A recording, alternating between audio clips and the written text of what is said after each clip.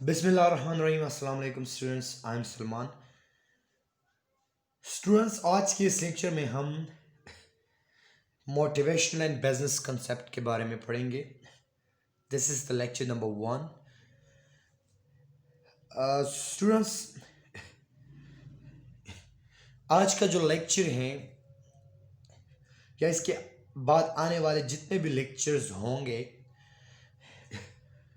वो तमाम उन स्टूडेंट्स के लिए जो कि BCom, MCom, BBA, MBA, finance, marketing, HR या जो लोग सीएसएस में पब्लिक एडमिनिस्ट्रेशन सब्जेक्ट या पब्लिक बिजनेस एडमिनिस्ट्रेशन लेना चाहते हैं,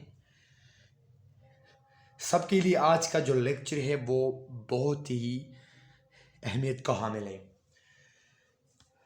तो लेट्स स्टार्ट। हम अपनी जो आज का जो टॉपिक है लेक्चर नंबर 1 में, मोटिवेशनल एंड बिजनेस कंसेप्ट। याद रखिए कि जो भी एजुकेटेड यंग यूथ है, नौजवान है, चाहे वो मेल हो चाहे वो फीमेल हो,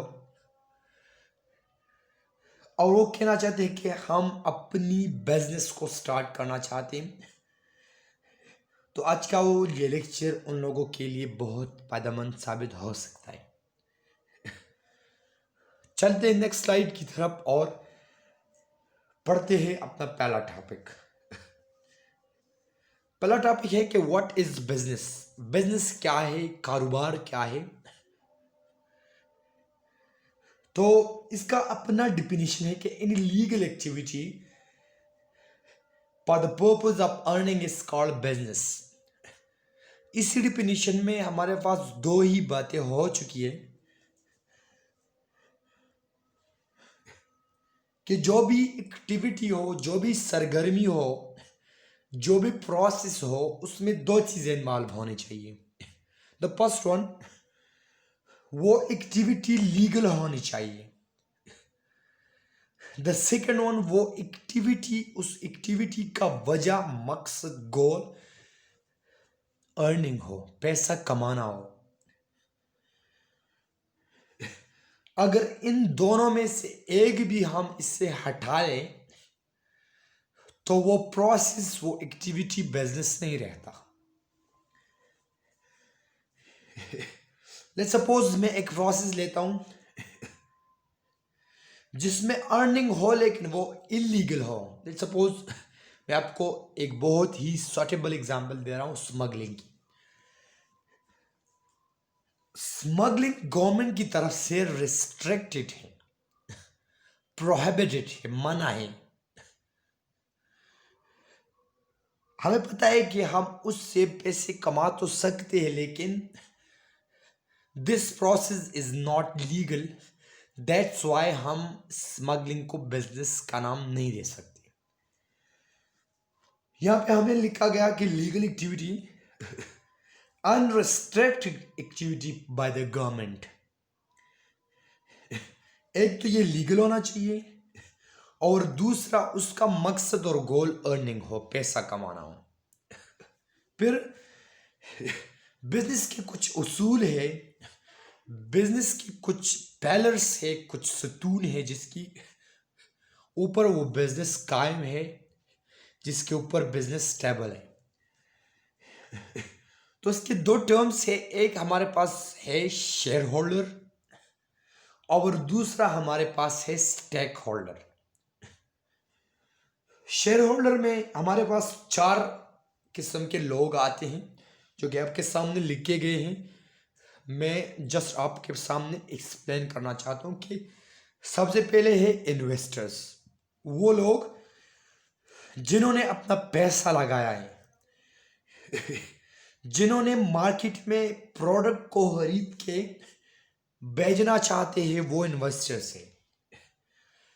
दूसरा हमारे पास पार्टनर्स है। पार्टनर्स हमारे पास स्लीपिंग भी होना चाहिए, स्लीपिंग भी हो सकती है पार्टनर, और वर्किंग भी होती है। आने वाले लेक्चर में इंशाल्लाह मैं आपको स्लीपिंग एंड वर्किंग पार्टनर के बारे में बताऊंगा डिटेल के साथ।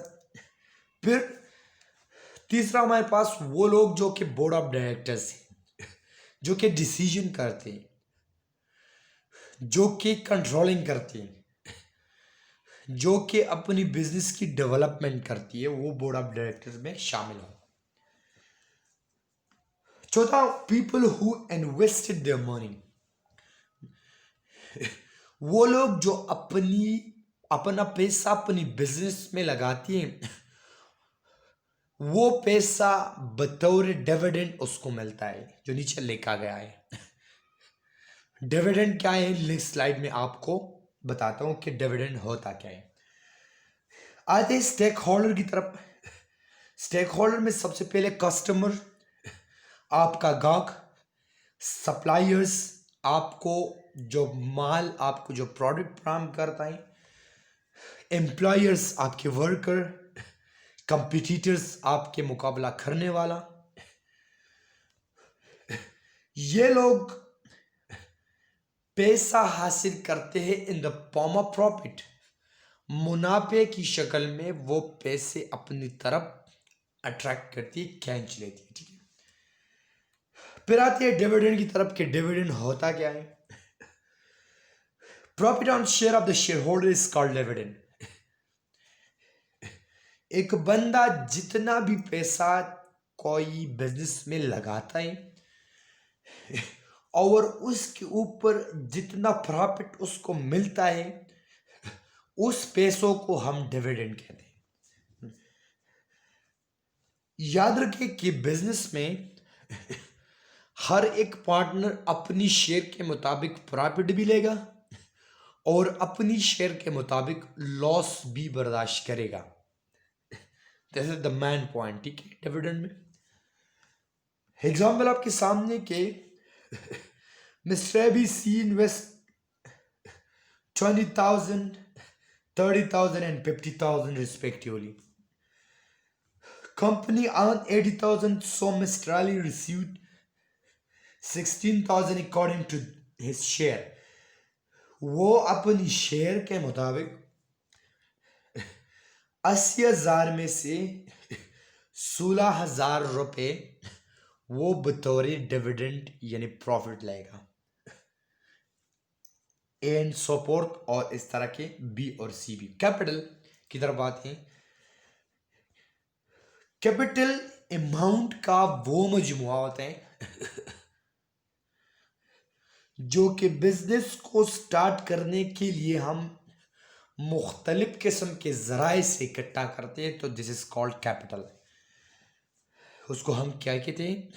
उसको हम कहते हैं कैपिटल। अच्छा, कैपिटल की दो स्ट्रक्चर है, एक डेट है, दूसरा इक्विटी है।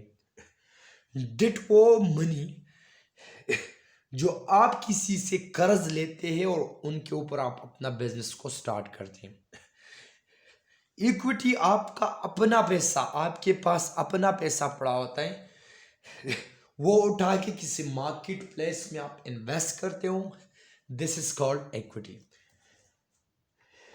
तो डेट में हमारे पास मनी इन हैंड आता है, your own money, avoid of interest, lack of risk and pull profit. ठीक है, जो कि आपके पास जितना डेट होता है उसमें पुल प्रॉफिट होता है, उसमें रिस्क की जो परसेंटेज है वो कम होती है। इक्विटी में अदर्स मनी, दूसरे का money, restriction of interest, high risk, इसमें हाई रिस्क होता है और लेस प्रॉफिट होता है। सही। फिर जब आने वाले वीडियो में हम आपको इंशाल्लाह बताएंगे कि हमने बिजनेस को किस तरह से स्टार्ट करना है, बिजनेस को स्टार्ट करने के तरीके क्या है, और बिजनेस को जब हम स्टार्ट करेंगे तो उनकी कितने उसूल, कवायद और ज़वाबित है। आज के इस लेक्चर को देखने का बहुत शुक्रिया।